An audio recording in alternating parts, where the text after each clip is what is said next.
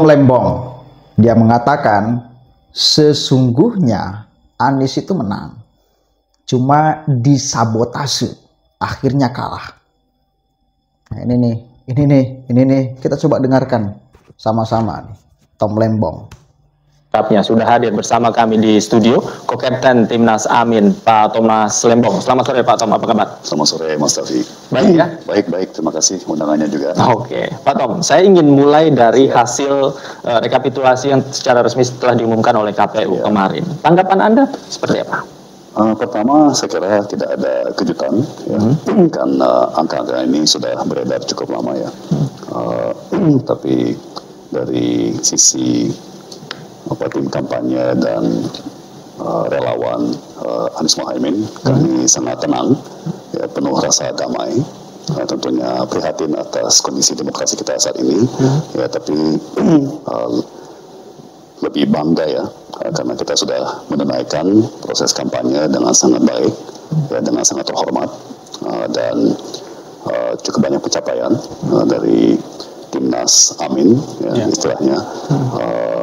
Dan kami tidak merasa kalah, ya. Kami merasa menang, ya, tapi disabotase. Ya, jadi ada perbedaannya cukup besar antara kalah dengan menang tapi disabotase. Kami merasa menang. Semuanya juga kalau urusan merasa. Ganjar juga mungkin merasa menang. Faktanya sesuai dengan rasa atau tidak? JK mengatakan harusnya masyarakat itu berbondong-bondong sesuai apa yang dipilihkan oleh JK. Merasa bahwa dirinya tokoh besar yang masyarakat itu mesti mengikutinya. Kalau dia memilih A, masyarakat mesti memilih A. Faktanya sesuai dengan rasa JK atau tidak? Enggak, bos. Jangankan orang lain, di TPS JK Amin kalah kok. Jadi rasa itu tidak mesti sesuai dengan kenyataan. Bahkan rasa di dalam situasi politik boleh jadi manipulasi atas kekalahan. Saya tuh merasa menang. Ya cuma rasa. Saya juga merasa jadi presiden. Cuma nggak ada yang merasa gila ya. Dia mengatakan juga, angka-angka itu sebetulnya kita sudah ketahui. Dari mana Anda ketahui? Dari survei? Dari quick count? Dari real count? Bukankah kalian nggak percaya angka-angka itu? Akhirnya sekarang dibuktikan oleh angka yang sesungguhnya dulu juga memang udah beredar. Cuma kalian memaksa kita untuk nggak percaya.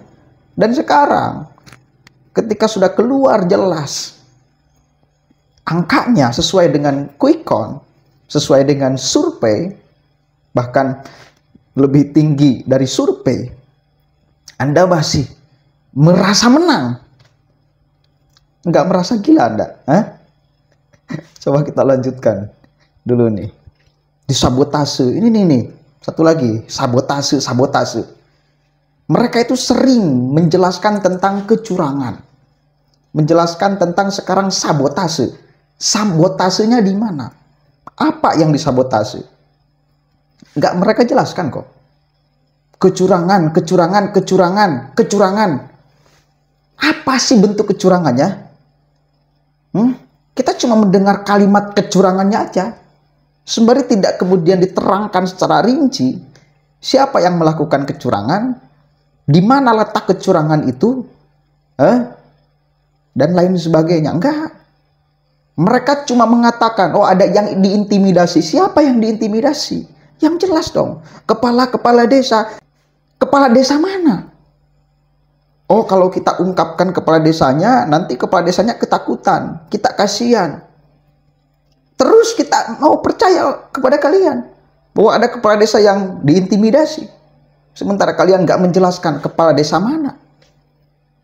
Dan ketika kita konfirmasi di wilayah kita, kepala desa tempat kita tinggal, santai-santai saja kok. Tidak merasa diintimidasi dan tidak membeli suara. Terus, kita mau bagaimana mengkonfirmasi bahwa ucapan Anda itu benar. Itu loh.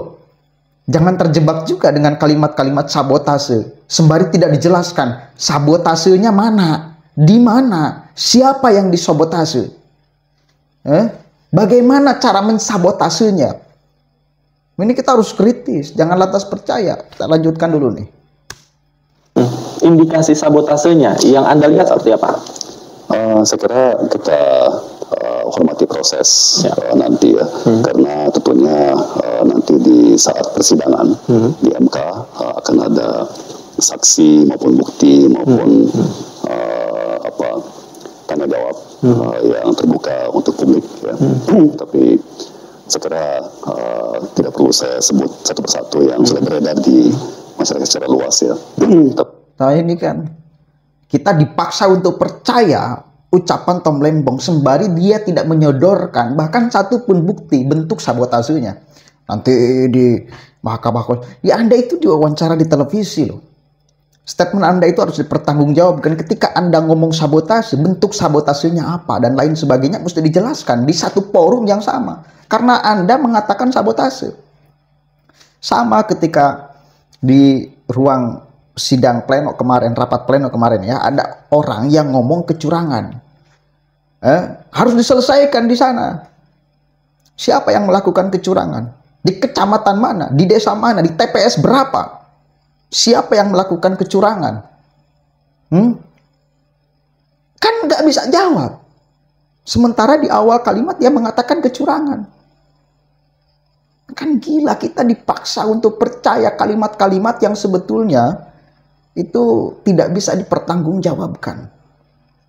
Kita dipaksa percaya kepada Tom Lembong. Kita dipaksa percaya terhadap saksi-saksi yang ketika dicecar oleh ketua KPU juga nggak bisa menjawab.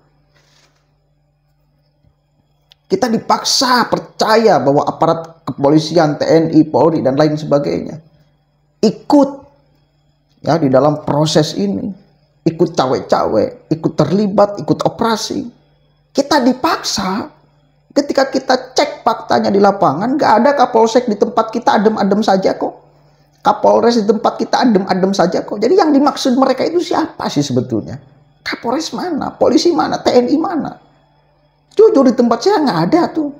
TNI yang melakukan intimidasi, Polri yang melakukan intimidasi, kepala desa yang membeli suara, nggak ada. Kita dipaksa untuk percaya semua ucapan mereka. Lanjutkan dulu nih. Ini kan goblok sebenarnya.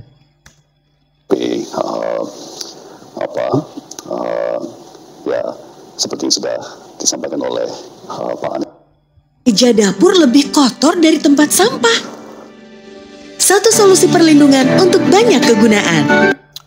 Anies dan Pak Muhaimin, ini kita mengalami hal-hal yang belum pernah kita alami ya sepanjang sejarah pemilu di Indonesia. Ya.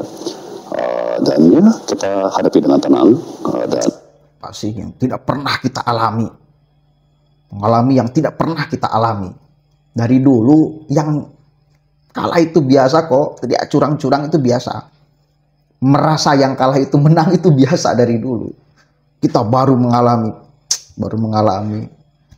Ente baru ke Indonesia atau Tom Lembong? Sejak kapan ente ke Indonesia, Tom? Damai tentunya, tapi biar masyarakat menilai ya kan? Dan saya pribadi yakin masyarakat akan semakin melihat konsekuensi langsung ya, daripada proses demokrasi yang cacat gitu ya. Masyarakat melihat secara langsung proses demokrasi yang cacat. Saya masyarakat, bos. Saya masyarakat. Anda nggak menganggap bahwa saya masyarakat. Dan banyak di sini penonton manusia, bukan makhluk gaib, juga masyarakat. Cacat-cacat gimana? Kalah ya udah, kalah aja. Jangan klaim juga atas nama masyarakat. Seenak del ente terus ngomong atas nama masyarakat, atas nama masyarakat. Jujur aja mengatakan atas nama Anies Baswedan. Itu loh. Anda bakal digugat oleh mayoritas masyarakat bila Anda mengatasnamakan masyarakat. Sembari masyarakat yang Anda wakili adalah minoritas. Dalam proses ini mesti kita mengatakan minoritas dan mayoritas. Ya maksudnya minoritas pemilih Anies dan mayoritas pendukung Prabowo gitu loh. Ya, jangan gagal paham pula. Jadi Hati-hati ente, macem-macem. Terus aja ngomong atas namakan masyarakat. Wong yang aksi-aksi kemarin di Jakarta itu, masyarakat mayoritas mentertawakan, membuat parodi kalian-kalian tuh. Itu fakta.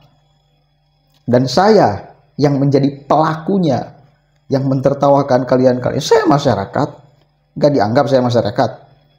Gimana ente, ha? Ya, ada kondisi hidup kita masing-masing di lapangan. Oke. Kemarin juga Gus Muhaimin mengatakan melihat ketidaknormalan dalam proses pemilu ini. Nah, Udah cukup lah ya. Ya intinya ucapan-ucapan ngawur kayak gini bagi saya ngawur ketika tidak dituntaskan. Dia mengatakan sabotase, tidak dituntaskan sabotasenya apa dan lain sebagainya. Kecurangan-kecurangan apa dan lain sebagainya nggak dituntaskan. Cuma ngambang aja untuk menjadi prime publik atas nama masyarakat. Masyarakat akan menyaksikan, masyarakat melihat fakta proses demokrasi yang cacat. Masyarakat yang mana yang Anda maksud? Saya melihat di wilayah saya adem-adem saja, santai-santai saja, nggak ada proses yang cacat, ya nggak ada yang diintimidasi, nggak ada yang dibeli dan lain sebagainya. Jadi kita harus menuntut loh orang-orang yang seperti ini sebetulnya di wilayah mana yang diintimidasi, yang dicurangi dan lain sebagainya. Dan saya pengen tahu di wilayah-wilayah kalian, apakah menemukan proses demokrasi yang cacat? Seperti yang diucapkan oleh Tom Lembong, khususnya urusan pilpres. Nah, kalau pileg, ya kalau mengenai politik dikatakan cacat, ya semua dewan juga cacat kok. Mengenai politik, siapa ya dewan yang tidak mengeluarkan uang? Kecuali DPD. Komeng itu juara nggak mengeluarkan uang, beda memang dengan dewan. DPD nggak ada yang kampanye satupun. Mengandalkan popularitas bener tuh. Kalau DPR beda, dari mulai kabupaten, provinsi sampai RI turun tuh ke lapangan ke bawah. Siapa yang tidak membagi-bagikan duit? Kalau mau belak-belakan, semuanya cacat itu. Ya kita menemukan kecacatan dalam proses pileg. Kalau pilpres saya pribadi nggak menemukan di wilayah saya. Kan Anda suruh kita konfirmasi di lapangan kan? Saya berani jujur apa adanya. Nggak ada di wilayah saya kecacatan dalam proses pemilihan pilpres. Pileg ada banyak. Ya, Assalamualaikum warahmatullahi wabarakatuh. Jangan terbodohi kita ya.